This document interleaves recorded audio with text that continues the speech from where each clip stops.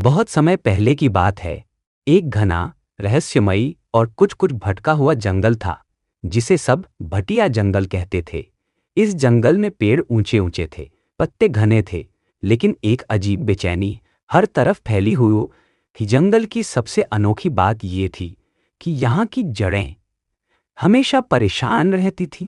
एक दिन जंगल के बीचों बीच एक पुराना बरगद पेड़ अपनी जड़ों से बात कर रहा था। बरगद पेड़ धीरे, क्यों रे मेरी जड़ों, आज फिर परेशान लगती हो? पहली जड़ उदासी से, मालिक हमें लगता है जैसे हम अपना रास्ता भूल गई हैं।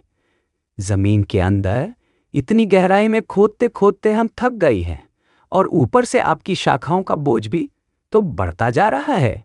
दूसरी जड़ थोड़ी, लोग आते हैं, पेड़ की छांव में बैठते हैं, फल खाते हैं, फोटो खींचते हैं, लेकिन कोई हमारी तरफ ध्यान तक नहीं। उस रात जंगल में पेड़ों की एक सभा हुई।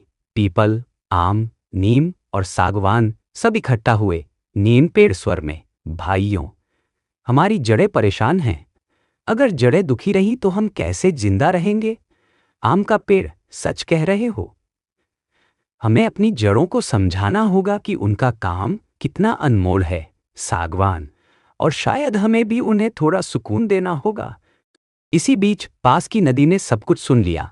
उसकी लहरें धीमे धीमे फुसफुसाएंगी, मुस्कुराते हुए, अरे परेशान जड़ों, तुम जानती भी हो तुम कितनी जरूरी हो। तुम्हारी वजह से ही तो पेड़ खड़े हैं, पत्ते हरे हैं, पत्ते हरे हैं, फल मीठे हैं, और मेरी लहरें भी ठंडी रहती हैं।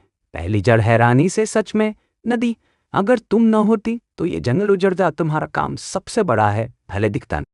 कुछ दिन बाद जड़ों ने सोचा, हम तो सच में नींव हैं, हमारी मेहनत दिखती नहीं, लेकिन सबका सहारा हम ही हैं। दूसरी जड़ अब मुस्कुराते हुए, शायद अब परेशान नहीं होना चाहिए, हमें अपने काम पर गर्व होना चाहिए। तीसरी जड़, हाँ, और जब भी थक जाए बस याद रखे, बिना हमारे ये जंगल नहीं बचेगा। अगली सुबह सूरज निकला, पक्षी चहचहाए और पूरा जंगल कुछ हल्का सा मुस्कुरा उठा। जड़ें अब भी मिट्टी में छुपी थी, पर अब वो परेशान नहीं थीं। उन्हें पता था उनकी मेहनत अनदेखी जरूर है, मगर अनमोल है।